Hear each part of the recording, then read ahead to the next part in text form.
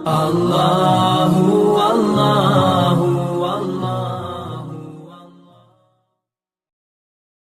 हज़रत उमर फारूक फरमाते हैं उनके इंतकाल को 3 दिन हुए थे। मैं मस्जिद नबवी में बैठा था, 2-3 छोटी छोटी बच्चियां आ गई, कहने लगी चाचा आप खलीफा बने हो। मैंने कहा पुत्र मैं बनाऊं, तो कहने लगी चलें। फिर असर के बाद अबू बकर सिद्दीक हमारे घर जाते थे। मैंने कहा पुत्र आपके घर क्या है? कहने लगी अब्बा फौत हो गए, भाई कोई नहीं। हमने ना बकरियां रखी हुई, वो रोज असर के बाद आते थे, बकरियों का दूध धो के हमें दे जाते थे, कुछ पी लेती थी, कुछ बेच के गुजारा कर लेती। 3 दिन हो गए, मेरी माँ रोती है, बहनें रोती हैं, कौन आएगा? चाचा चलोगे? तो हज़रत उमर की तो दाढ़ी फट गई आंसू आंसू। चद्दर उठा के कंधे पे रखी, बेटियां आगे आगे, उमर पीछे पीछे। एक सहाबी रास्ते में मिले, उमर कहाँ जा रहे हो रोते हुए? उमर और रोए, कहने लगे यार क्या बताऊं, अबू बकर सिद्दीक रास्ता बड़ा मुश्किल कर गया मेरे। उसके रास्तों पे चलना इतना कठिन है, इतना मुश्किल। भाई कुछ जरूरी है कि 2 लाख रुपए किसी को देंगे तो खिदमत होगी? तो किसी का आटा ही पिसवा दे, जा किसी को जाके शहर से दवाई ला के दे दे, कोई तो ड्यूटी करना। ये हमें हज़रत अबू बकर सिद्दीक ने सिखाया। तो कुछ नहीं कर सकता तो मस्जिद में झाड़ू तो देना। मेरे भाई कुछ तो। आप इस महफिल का मेहमान खुसूसी कौन है? मैं तो आया हूँ, चला जाऊंगा। इस महफिल का मेहमान खुसूसी वो है जिसने महफिल से पहले यहाँ झाड़ू दिया, जिसने यहाँ दरियां बिछाई, जिस उसकी फोटो भी नहीं आनी बेचारी, वो शायद पीछे रहे। बड़े खास लोग होते हैं। कैमरे की आंख इन्हें देखे ना देखे, रब रसूल इन्हें देखे, अल्लाह रसूल की ये निगाह करम में रहते। हजरत अबू बकर सिद्दीक रज़ी अल्लाह ताला अन्हु ने नेकी के खैर के अहदाफ तय किए, उस हदफ पर उन्होंने जिंदगी गुजारी। तीसरी बात, उन्होंने ना अपना माल खर्च किया इस्लाम के लिए। अपना कमाया हुआ माल खर्च करना खासा मुश्किल काम है, आसान नहीं होता। और अगर आपने जायज तरीके से मुशक्कत के साथ पैसा कमाया तो खासा मुश्किल लगता है उसको खर्च करना। हज़रत अबू बकर सिद्दीक रज़ी अल्लाह ताला अन्हु ने माल खर्च किया, और किस तरह खर्च किया कि जब जब हुजूर ने इशारा किया, जब जब इशारा किया, मस्जिद नबी बनने की बात आई तब भी खर्च किया, जिहाद की बात आई तब भी खर्च किया। हालात ऊपर नीचे होते रहते। जंग में हुजूर ने ऐलान किया तो हालात कुछ ज्यादा मौसर नहीं थे सिद्दीक अकबर के। तो हज़रत उमर कहते हैं उस दिन मैंने सोचा आज मैंने आगे गुजरना, तो मैं आधा माल ले आया घर से। कितना? ज़कात कितने फीसद है? बोल के बताएं, बोले जवान क्यों नहीं बोलते? कितने फीसद? ज़कात 2.5% है। 2.5%, 100 में से 2.5 रुपए। हज़रत उमर कितने ले आए? 50 रुपए 100 में से। ये बड़ा मुश्किल काम है। 2.5% देते हैं तो लोग कई हिसाब करते हैं, और 50% यानी आधे पैसों को थोड़ा ना समझे आप। हज़रत उमर बहुत ज्यादा पैसे लेके आए, 50%, घर की हर शय आधी करके ले आए। और आप फरमाते मेरे हालात बड़े अच्छे थे उन दिनों, और अबू बकर सिद्दीक के मामलात का मुझे पता था। तो मेरे दिल में ख्याल आया कि आज ना मैंने अबू बकर से आगे गुजर जाना। कहते हैं जाके मैंने माल रखा, उतनी देर में सिद्दीक अकबर भी आ गए। कहते हैं जवाब तो चलो जो होने थे वो होने ही थे। हुजूर ने जो दोनों से सवाल पूछे ना, उन सवाल ही बड़े इनफिरादी थे। मुझसे हुजूर ने पूछा क्या लेके आए हो? इधर देखो जवानों, क्या लेके आए हो? मैंने अर्ज की हुजूर आधा। मुझसे पूछा क्या लेके आए हो? मैंने कहा हुजूर आधा ले आया हूं। फिर गौर करना, पूछा क्या लाए हो? और अबू बकर सिद्दीक से पूछा घर क्या छोड़ के आए हो? आप देखिए सवालों में ही फर्क है। मुझसे पूछा जा रहा है क्या लाए हो, और उनसे पूछा क्या, और उनका जवाब भी बड़ा अनोखा है। इस सवाल का जवाब तो हुजूर कुछ नहीं छोड़ा, सारा लेके आया। जवाब ये था, आप सवाल पूछते हैं ना कि खत्म हो गया खाना, तो कहते नहीं खत्म हो गया। हजरत सिद्दीक अकबर से पूछा क्या लाए हो, क्या छोड़ के आए हो? उन्हें कहना चाहिए था कुछ भी नहीं। हुजूर ने फरमाया क्या छोड़ के आए हो? क्या जवाब है, क्या हुस्न है। गोया वो कह रहे हैं कि हमको लवारस तो नहीं ना भाई, क्या छोड़ के आए हो? तो अर्ज करने लगे हुजूर घर पड़ा हुआ है, अल्लाह भी छोड़ आया हूँ, अल्लाह का रसूल भी छोड़ आया हूँ। रब रसूल का नाम है ना मेरे घर में।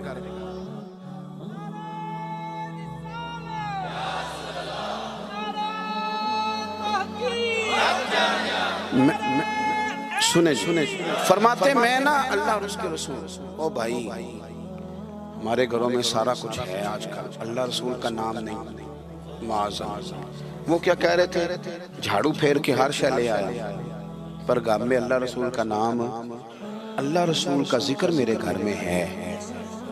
तो आपने कभी किसी किताब में ये पढ़ा है या किसी आलिम ने बताया कि उसके बाद हज़रत सिद्दीक़ अकबर माज़अल्लाह कंगाल हो गए थे? वो तो फिर माला माल थे, उसके बाद भी कई दफा दिया। वो सबक बता रहे हैं, सबक हमें कि रब रसूल के नाम पे सारा कुछ भी लुटा दोगे ना तो घर में अल्लाह रसूल का नाम होना चाहिए, बड़ी बरकतें अल्लाह अता फरमाए। हमने ना दौलत तिजोरियों में भर के रखी है, जो असल दौलत थी अल्लाह रसूल का जिक्र, उससे हम थोड़े से पीछे। अब हदीस पाक सुने, हर बंदा हज़रत सिद्दीक़ अकबर की अजमत बयान करेगा अपने इल्म के मुताबिक, फ़हम के मुताबिक, लेकिन उनकी शान तक कौन पहुंच सकता है? हज़रत अबू बकर सिद्दीक़ रज़ी अल्लाह तआला अन्हु की शान में बड़ी हदीसें हैं, लेकिन मैं इस हदीस पे आके ठहर जाता हूँ, तबीयत जम जाती है कि यार ये क्या मामला है।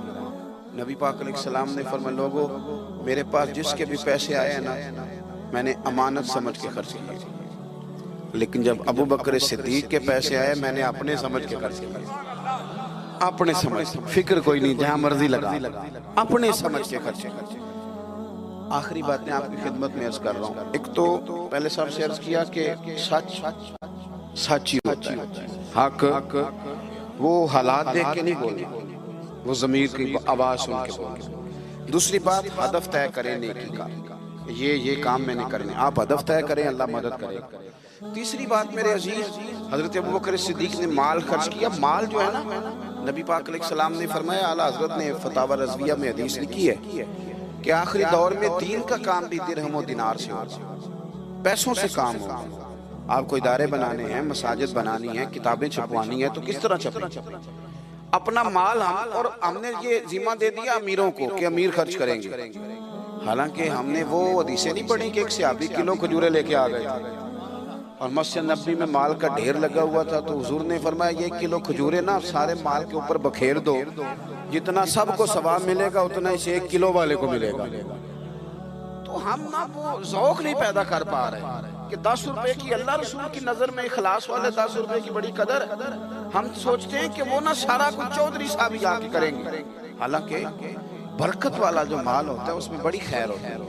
आखिरी बात जो बड़ी जरूरी है उस पर गौर करें, फैसले जिंदगी में जब भी करें इंसाफ पर मबनी करें, मोहब्बत देख के फैसला ना करें।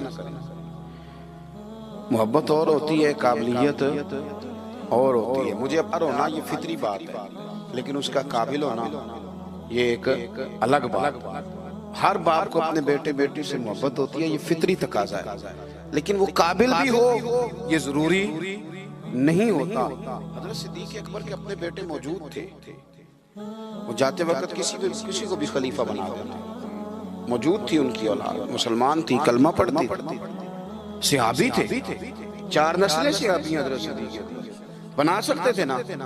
और हज़रत उमर ने तो कभी ऐसा नहीं किया कि तोहफे भेजे हों, दोस्ती बढ़ाई हो, बल्कि वो तो कहते हैं कि हमारी तो नेकियों में आगे गुजरने की दौड़ ही लगी रही सारी, मामला दौड़ में रहा।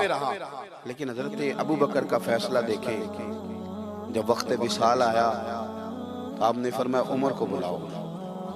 सारी चीजें, वसीयतें, नसीहतें की, सब कुछ हज़रत उमर के सुपुर्द किया। लोगों ने कहा कि अबू बकर सिद्दीक ये तो बड़े सख्त आदमी हैं, आप एक सख्त गीर आदमी को बना के जा रहे हैं। तो नबी पाक सल्लल्लाहु अलैहि वसल्लम के गुलाम ने क्या जवाब दिया? फरमाने लगे, मैं इस वक्त दुनिया से जा रहा हूँ, इस मौके पे बड़ा झूठा आदमी भी सच बोलने लगता है। मैं जब अल्लाह रसूल की बारगाह में जाऊंगा तो मुझसे पूछा जाएगा कि उम्मत के बारे में क्या फैसला करके आए हो, तो मैं कहूँगा उम्मत में जो सबसे बेहतरीन था उसे उम्मत का सरबराह बना के आया। हम लोगों ने ना फैसले मेरिट में नहीं किए कभी।